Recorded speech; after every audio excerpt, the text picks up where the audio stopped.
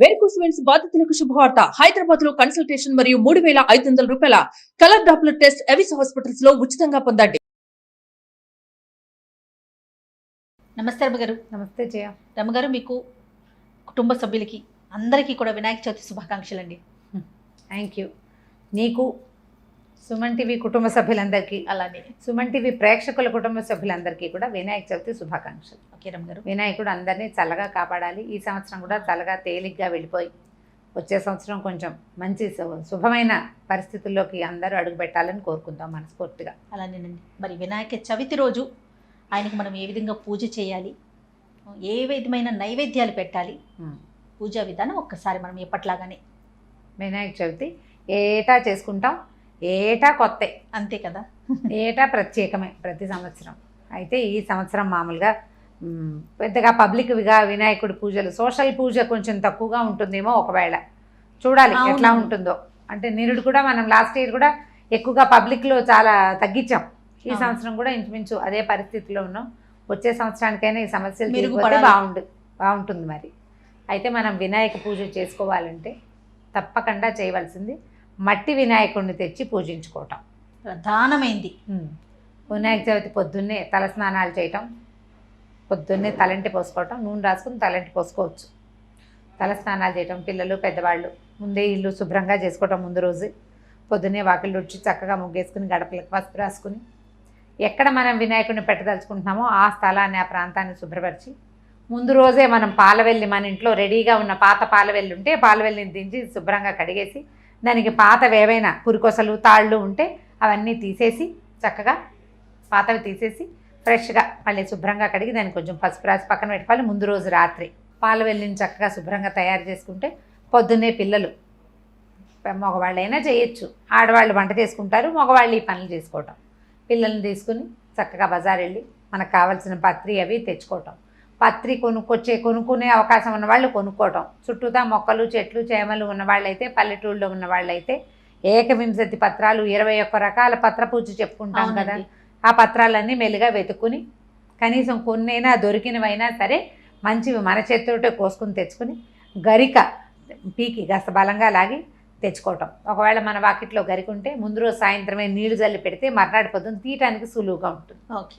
గరికను శుభ్రంగా 4 గరిక పోసలు తెచ్చుకోవటం, పూజ దగ్గర ఏర్పాటు చేయటం. పాలవెల్లికి 4 వైపులా పళ్ళు, కూరలు కదా అంటారు, కాయలు, మొక్కజొన్న కండెలు అలాంటివి కట్టి పాలవెల్లిని తయారు చేసుకోవటం. లేదా నిండుగా పువ్వులు కూడా కట్టుకోవచ్చు. పువ్వులు కట్టచ్చు, పళ్ళు కట్టచ్చు, కాయలు కట్టచ్చు. ఏమేమిటి, ఉమ్మెత్తకాయలు, సీతాఫలపు కాయలు అవి కట్టచ్చు, యాపిల్స్ అవి కట్టచ్చు. మేము అరటిపండు కూడా కడతాం. మేము కడుతున్నాం. మొక్కజొన్న పొత్తులు ఇట్లా అన్నీ కట్టి చక్కగా పాలవెల్లిని సిద్ధంగా చేసుకోవటం. ఈ గణపతి విగ్రహాన్ని చక్కగా, చిన్న మట్టి విగ్రహాన్ని, మామూలుగా గణపతి విగ్రహాన్ని నిద్ర చేయించకూడదంటారు చాలా ఇళ్లల్లో. ముందు రోజే తెచ్చి పెట్టుకోవటం మన పద్ధతి కాదు.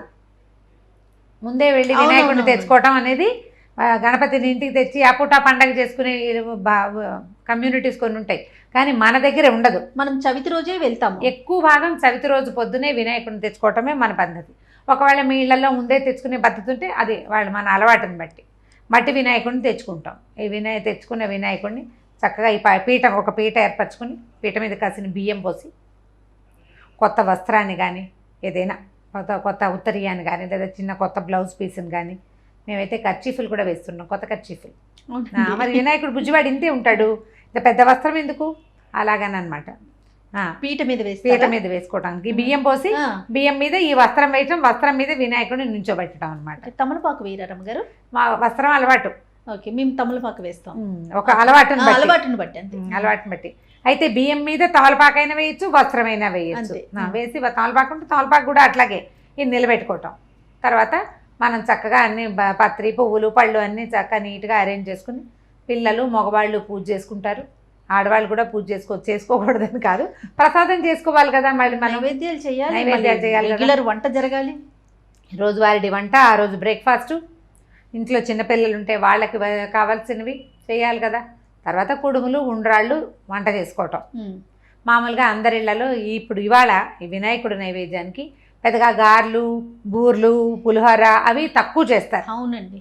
వాటికంటే కూడా కుడుములు, ఉండ్రాళ్ళు, పాలకాయలు, జిల్లేడుకాయలు, అవే చేసుకుంటాం ఎక్కువగా. పాలు తాలికలు చేస్తారు. అవును. తర్వాత ఏమో ఈ మన నానబెట్టిన బియ్యము, ఉమ్.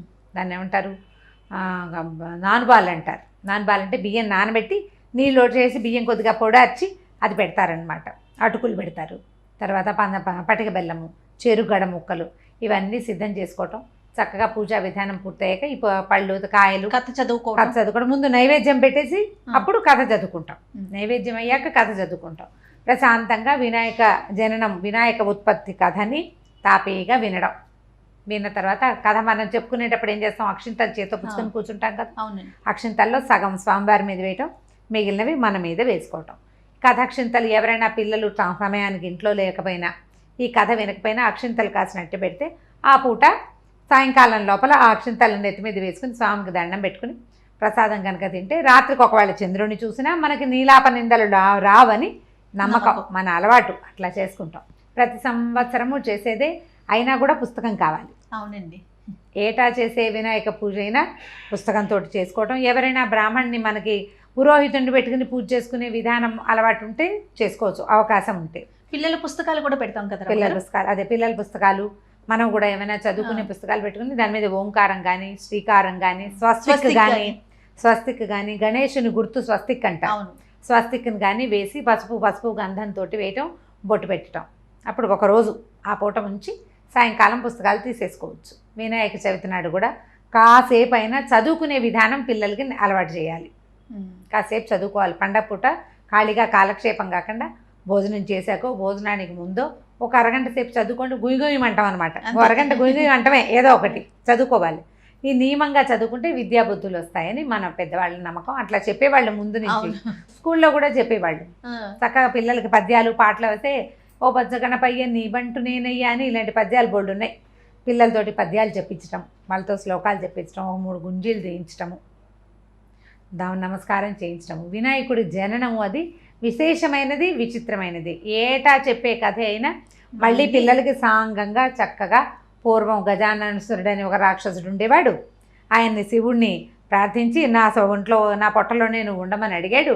అప్పుడు శివుడు వెళ్ళి ఆయన పొట్టలో కూర్చున్నాడు. పార్వతీదేవి భర్త లేడని బెంగపెట్టుకుంటోందని విష్ణువు బ్రహ్మదేవుడు ఏం చేశారు, గంగిరెద్దుల మేళం ఆడిస్తూ గజాసురుడి ఊరికి వెళ్ళారు. అప్పుడు ఆ గజాసురుడు గంగిరెద్దుల మేళం చూసి చాలా బాగుందని మెచ్చుకుంటే, మీకు ఏం కావాలంటే నీ గర్భస్థంగా ఉన్నటువంటి పరమేశ్వరుని ఇచ్చేయమంటే ఆయన నేను ఇవ్వలేను, నాకు ఆ గర్భాన్ని చీల్చి తీసుకోమన్నాడు. అప్పుడు ఏం చేశారు, ఈయన నందీశ్వరుణ్ణి ప్రేరేపించి విష్ణుమూర్తి బ్రహ్మ ఇద్దరు కలిసి ఆ గజాసురుడి గర్భాన్ని చీల్చారు. చీలిస్తే శివుడు బయటకు వచ్చేసాడు. అదే సమయానికి పార్వతీదేవి భర్త వస్తాడని వెయిట్ చేస్తూ నా తలస్నానం చేయబోతూ ఈ తలస్నానానికి పెట్టుకున్నటువంటి నలుగు పిండితోటి ఒక బొమ్మను చేసి, ఒక మగపిల్లవాడి బొమ్మను చేసి ఆ బొమ్మకి ప్రాణం పోసి వాడిని వాకిట్లో కాపలా పెట్టింది. శివుడు లోపలికి వచ్చాడు. బాలుడే కదా రమ్మగారు? బాలుడే. పరమేశ్వరుడు లోపలికి రాబోయాడు. ఈ బాలుడు అడ్డం పడ్డాడు. దాంతో ఈయన ఏం చేశాడు, ఇంతకాలం తర్వాత భార్యను కలుసుకోవడానికి వెళ్తుంటే ఈ పిల్లాడెవరు, ఎక్కడి నుంచి వచ్చాడు అనేది ఆలోచించకుండా త్రిశూలంతో పిల్లవాడి మెడని ఖండించి ఆయన లోపలికి వెళ్ళిపోయాడు. లోపలికి వెళ్ళిన చాలాసేపటికి ఈ వాకిట్లో ఉన్న పిల్లాడి మాట వచ్చేసరికల్లా నేను ఇతన్ని మెడని ఉత్తరించానని చెప్పేసరికి పార్వతీదేవి దుఃఖించింది. అయ్యో నా బాలుడు నేను చేసుకున్నాను, నా కుమారుడు అని ఆవిడ దుఃఖిస్తే ఆమెను సంతోషపెట్టడం కోసం గజాసురుడికి ఆయన ఇచ్చాడు, నా చర్మాన్ని ధరించు, నా శిరస్సుని త్రిలోక పూజ్యం చేయమని అడిగేట గజాసురుడు. ఆ త్రిలోక పూజ్యం చేయటం కోసం ఆ గజాసురుని యొక్క శిరస్సుని ఈ వినాయకుడికి పిల్లవాడికి అతికించారు. అందువలన ఈయన గజాననుడు అయ్యాడు. శివపార్వతులేక ముద్దు బిడ్డ. ఇప్పుడు పార్వతీదేవి ఆయనకి జన్మనిచ్చింది, ఒక బొమ్మను తయారు చేసింది. ఈ మా శరీరంలో ప్రధానమైన అవయవం ఏంటి, శిరస్సు ప్రధానాంగం. ఆ శిరస్సుని పరమేశ్వరుడు ఇవ్వటం వల్ల వాళ్ళిద్దరికీ కుమారుడైనటువంటి ఈ గజాననుడు ఈ పిల్లవాడు తర్వాత గణాధిపత్యాన్ని తీసుకున్నాడు. దేవగణాలకి ఒక అధిపతిని కావాలి, విఘ్నాలకి ఒక అధిపతి కావాలి. విఘ్న దేవతలు అని కొంతమంది ఉంటారట. ఏ పని ఉన్నా పాడు చేస్తారు వాళ్ళు. వీళ్ళు ఏంటంటే అందులో 3 ముఖాల వాళ్ళు, 7 ముఖాల వాళ్ళు, ఏనుగు ముఖాల వాళ్ళు, పాము ముఖాల వాళ్ళు, నక్క లాంటి ముఖాలు ఉన్న వాళ్ళు కూడా ఎంతమందో ఉన్నారు విఘ్న దేవతలు. వాళ్ళు ఏమిటంటే పని పాడు చేయటానికి ఉండే లక్షణం కలిగిన వాళ్ళు. ఈ విఘ్న దేవతలకి వాళ్ళని పక్కకి తీయటం కోసం ఒక దేవుడు కావాలి, వాళ్ళందరినీ కంట్రోల్లో పెట్టేవాడు ఒకడు కావాలి. అందుకని ఈ గణపతిని ఈయన పిల్లవాడిని, ఏ పిల్లవాడిని అయితే వీళ్ళు గజానసురుడి శిరస్సును పెట్టి పిల్లాన్ని బతికిచ్చారో ఆ అబ్బాయిని ఇలాగా గణాలకి అధిపతిని చేశారు. ఆయన గణాధిపత్యము స్వీకరించాడు, విఘ్నాధిపత్యము స్వీకరించాడు. ఆ రెండు తీసుకుని దేవగణాలకేమో గణనాయకుడుగాను, తర్వాత ఏమో ఈ విఘ్నాలకి అధిపతిగాను ఆయన్ని పూజ చేస్తే ఇవేవి ఎవరిని బాధించవు. ఆయనని పూజించని వాడిని ఇబ్బంది పెడతాయి విఘ్నాలు. విఘ్న దేవతలను ఉంటారట కొంతమంది ప్రత్యేకంగా. వాళ్ళు ఏంటంటే పనిపాడు చేస్తారు. ఆ తర్వాత కాలంలో ఈయన విఘ్నాలకు అధిపతి అయిపోయాడు. ఆ రోజున అందరూ కలిసి ఆయన బోళ్ళంత భోజనాలు పెట్టి కుడుములు అపూపాలు అవి ఇవి పెడితే సాయంకాలం అవన్నీ తిని కొన్ని తన వాహనానికి ఇచ్చి మొత్తానికి ఎలాగోలాగా వస్తున్నాడు. అమ్మా నాన్నని చూసి దండం పెట్టపోతే పొట్ట ఎత్తుగా వచ్చేసి బ్యాలెన్స్ కుదరక చాలా ఇబ్బంది పడుతుండేసరికల్లా చంద్రుడు ఎక్కడన్నాడు, శివుని శిరస్సు మీద ఉన్న చంద్రుడు అతన్ని చూసి నవ్వేసరికల్లా ఆ నవ్వుకి అంటే ఆ చంద్రుడి చూపుకి ఈయన బొజ్జ పగిలిపోయిందట. పగిలి అందులో ఉన్న కుడులు అవి దొర్లేసినాయిట అటు ఇటు. దాంతో ఆవిడ బోళ్ళు దుఃఖపడి, దుర్మార్గుడా నీ చూపు వల్లే నా పిల్లవాడు ఇట్లా అయిపోయాడు, దిష్టి తగిలింది కాబట్టి నిన్ను చూసిన వాళ్ళందరూ నీలాపలిందలు పాలైపోతారని శపించింది. ఇంతలో బ్రహ్మదేవుడు విష్ణుమూర్తి అందరూ వచ్చి ఇలా పొట్ట చీలిపోయిన వినాయకుడిని మళ్ళీ పొట్టను సరిచేసి నిలబెట్టి, అబ్బా చంద్రుడు నిరంతరం చూడబడేవాడు, ఆయన చూడకుండా ఎట్లా ఉంటారు మానవులు, పాపం నువ్వు నేను చూడకుండా ఉండగలం, దేవతలు చూడకుండా ఉండగలుగుతారు, మానవుల వశం కాదు. ఎందుకంటే మానవుల రాత్రికి అధినాయకుడు చంద్రుడు, పాపం వాళ్ళ వల్ల ఎట్లా అవుతుందమ్మా అంటే అప్పుడు ఈ గణపతిని ఎవరైతే పూజిస్తారో ఇది ఒక్కరోజు పెట్టి సంవత్సరంలో ఒకరోజు, ఏ రోజునైతే వినాయకుడి బొజ్జ భగ్నం చేశాడో చంద్రుడు ఆ రోజున చంద్రుడిని చూడకూడదు అని నియమం ఏర్పరిచింది ఆవిడ. అయితే ఎవరైతే గణపతిని పూజిస్తారో వాళ్ళు చూసినా వాళ్ళకేమవ్వదు. ఆ మాట ఆవిడ చెప్పరా, ఆ రోజును చూడొద్దు అని చెప్పింది. తర్వాత కాలంలో తన మీద వచ్చిన నీలాపనిందని బాపుకున్నాడు కృష్ణ పరమాత్మ. ఆయన దీన్ని మార్చాడు, ఆ శాపాన్ని, పార్వతీదేవి శాపాన్ని ఎట్లా మార్చాడంటే ఆ రోజు వినాయక చతుర్థి నేను వాళ్ళ పగలు చూడకుండా ఉన్నాడు, ఊరంతా చాటిచ్చాడు. పార్వతీదేవి శాపం ఉంది కాబట్టి ఎవరు చంద్రుడిని చూడకూడదు, పెందరాళే భోజనాలు చేసి పడుకోండి అన్నాడు. ఈయన ఏం చేశాడు, గోష్ఠానికి వెళ్ళి పాలు పితికాడు, పాలు తీయటానికి పాలల్లో చంద్రబింబాన్ని చూసేశాడు. అందుకని ఆయన ఏం చేశాడు, దానివల్ల ఆయనకి సత్రాజిత్తు శమంతకమణిని అపహరించిన ఇది ఆయన నీలాపనింద ఆయన మీద పడింది. ఆ తర్వాత అందరు అడిగారు, అయ్యా నువ్వు సమర్థుడివి, భగవంతుడివి, సాక్షాత్ భగవంతుడివి, నువ్వు ఇట్లా నీ మీద వచ్చిన సమస్యను తీర్చుకున్నావు, మాబోటి వాళ్ళ వల్ల ఏమవుతుంది అంటే అప్పుడు ఎవరైతే విఘ్నేశ్వర పూజ చేస్తారో ఆ కథ విని అక్షింతలు తల మీద చల్లుకున్న వాడికి పార్వతీదేవి శాపం ఫలించదు అని ఆయన ఆ శాపాన్ని కొంచెం టర్నింగ్ చేశాడనమాట. మానవుల కోసం ఆయన మానవుడిగా పుట్టడం వల్ల మనకు మేలు జరిగిందనమాట. అట్లా ఈ కథను విని తల మీద అక్షింతలు ధరిస్తే విఘ్నాలు తొలుగుతాయని, ఆ రోజు రాత్రి చంద్రుడిని చూసినా కూడా మనకి ఏ ఇబ్బంది ఉండదు అని చెప్తారు. మనం ఏటా చెప్పుకునే కథే. అవునండి. కానీ ఒకసారి ఆ కథ చెప్పుకుంటే కొంచెం సంతోషంగా ఉంటుంది, మనకి బాగుంది అనిపిస్తుంది. పూజ చేసుకోవాలి, కథ వినాలి. ఇది కథ వినటం చాలా ప్రత్యేకం. వినాయక చవితి పూజలో 9 రోజులు చేసుకుంటారు. కొంతమంది 5వ రోజునే వినాయకుడిని నిమజ్జనం చేసేస్తారు. కొంతమంది 9 రోజులు ఉంచుకొని నవరాత్రులు చేసి 9వ రోజు తర్వాత చతుర్దశి నాడు నిమజ్జనం చేస్తారు. అయితే ఈ నవరాత్రి పూజకి రోజుకొక వేషం వేయటము అవి ఉండవు. ఎక్కడ మనం దసరా నవరాత్రులు చేస్తాం, శరణవరాత్రులు అలంకరణ ఉంటుంది. ఇక్కడ రోజుకొక అలంకారం ఏమి ఉండదు, రోజుకొక ప్రసాదం చేసుకుంటాం. ప్రతిరోజు అదే గణపతి పూజ. 9 రోజులు అర్చన ప్రధానం, అంతే, అవతారాలు ఏమీ లేవు. అదే గణపతి కానీ అర్చన ప్రధానం కాబట్టి 9 రోజులు అర్చించి 10వ రోజున నిమజ్జనం చేయటం ఒక విధి, అలవాటు. 3వ రోజున చేయొచ్చు, 5వ రోజున కూడా చేయొచ్చు, 7వ రోజున పనికిరాదు. 9 రోజులు అయ్యాక చేయొచ్చు అన్నమాట. 9వ రోజు పూజ చేశాక నిమజ్జనానికి తీసుకెళ్ళిపోవచ్చు. ఎవరెవరి అలవాట్లు అవకాశాలు ఇబ్బందులు లేకుండా ఇంట్లో ఉంటే ఉంచుకోవచ్చు. 9 రోజులు చేసుకోవచ్చు నవరాత్రులు. రోజు సాయంకాలం అయ్యేసరికి పొద్దుటిపూట చేయరు, మామూలుగా పొద్దున్న దీపం పెట్టి ఊరుకుని సాయంకాలం చక్కగా పూర్తిగా పూజ చేసుకుని ఏదైనా ఒక నైవేద్యం చేసి చక్కగా హారతి ఇచ్చి దేవుడికి దండం పెట్టుకోవటం.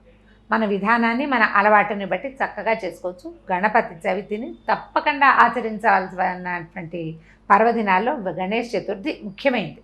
అవునండి. ఈ గణపతిని ఆరాధించడం వల్ల ఏంటంటే జ్ఞాన వృద్ధి, బుద్ధికి కుదురొస్తుంది, పిల్లలకి విద్య వస్తుంది. మనం జీవితంలో చేయబడే ప్రతి పనికి ఆయన అడ్డం కాకుండా ఉంటాడు. అంటే ఆయన కాదు, వచ్చే రకరకాల అడ్డంకులకి ఆయన అడ్డంగా ఉంటాడు వాటికి. అందుచేత మనం జీవితంలో ముందుకెళ్ళాలంటే మనకి గణపతి పూజ చాలా ముఖ్యమైనదని ఇది మనకు అలవర్చి ఉంచారు. దాన్ని మానకుండా చిన్నెత్తునైనా బోల్డ్ ప్రసాదాలు చేయవు, చాలా పత్రి తెచ్చుకోలేవు, కొద్దిగా తెచ్చుకో. వాకిట్లో గరికి దొరుకుతుంది, దుర్వాయుగ్మ 4 గరికి పూసలు తెచ్చుకోండి, 2 తులసి దళాలు పెట్టుకోండి, అవి దొరికేస్తాయి సులువుగా. అంత మాత్రంతోటైనా పూజ చేసి కొద్దిగా అంత ఉండ్రాళ్ళు పచ్చి చలిమిడైనా సరే పెట్టి గణపతి పూజ చేసుకోండి. మట్టి వినాయకుడిని మాత్రమే పూజించండి గణేష చతుర్థికి. తప్పకుండా ఇదే మన స్లోగన్, ఓన్లీ మట్టి వినాయకుడు. ఈ మట్టి వినాయకుడిని పార్వతీదేవి కూడా పూజించిందని చెప్పబడే కథలు కూడా ఉన్నాయి. పార్థివ గణపతి అంటాడు. పార్థివ గణపతి అంటే మట్టి గణపతి. పార్వతీదేవి కూడా పార్థివ గణపతినే పూజించారు. కాబట్టి తప్పకుండా ఈ అంటే వినాయకుడు భూ సంబంధమైన వాడు. ఆయన యొక్క పద్ధతే భూ సంబంధమైంది. అంచేత మట్టి వినాయకుడిని పూజిస్తే ఫలితం ఎక్కువ ఉంటుంది. రంగులు రంగులుగా ఉంటే బాగుంటుంది, ఎందుకు బాగుంటుంది, ఫోటో తీసుకోవడానికి బాగానే ఉంటుంది. అది ఏ మట్టిలోనూ కలవని పదార్థంతో చేసిన వాటిని కాకుండా మళ్ళీ మట్టిలోనే కలిసేటట్టుగా ఉండేదాన్ని పూజ చేసుకుంటేనే ఫలితం మంచిది. తప్పకుండా రమ్మగారు. మరొక్కసారి వినాయక చవితి శుభాకాంక్షలు అండి. థ్యాంక్ యూ జయ. నమస్తే.